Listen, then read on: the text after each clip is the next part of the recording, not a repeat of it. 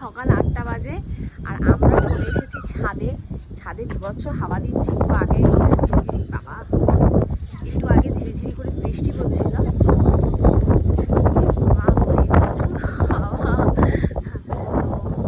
ছাদে এসেছি বেসিক্যালি এখানে আমার গাছের টবে একটা পুঁইশাক হয়েছে, 2খানা ডগা বেরিয়েছে। তো অনেকদিন ধরে ভাবছিলাম যে কেটে খেয়ে নেবো, তা হচ্ছে না। আজকে ভাবলাম ফাইনালি এটাকে কাটবো, কেটে দেন আজকে রান্না করবো। তো চলো সেটাই আজকে করবো। আর আজকে প্রচণ্ড হাওয়া দিচ্ছে আর মেঘ করেছে, বৃষ্টি তো আসবেই বোঝাই যাচ্ছে। চলো পুঁইশাকগুলোকে তোমাদেরকে দেখাই। এই যে এটার মধ্যে পুঁইশাক হয়েছে, এই একটা ডগা গেছে আর এই লম্বা একটা ডগা গেছে। তো এটা বেসিক্যালি খারাপ হতে শুরু করছে, ভাবছি যে কেটে খেয়ে নিই, নাহলে আর খাওয়া যাবে না। পাশ থেকে আবার দুটো বেরোচ্ছে, এই যে এই একটা আর এই একটা, তাও একটু পোকা লেগে গেছে।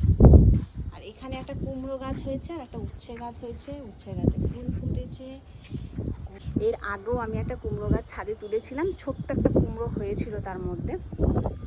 বাট এবারে মাচা পাচা কিছু করব না, নিচেই যতটা হওয়ার হোক, বাকিটা দেখা।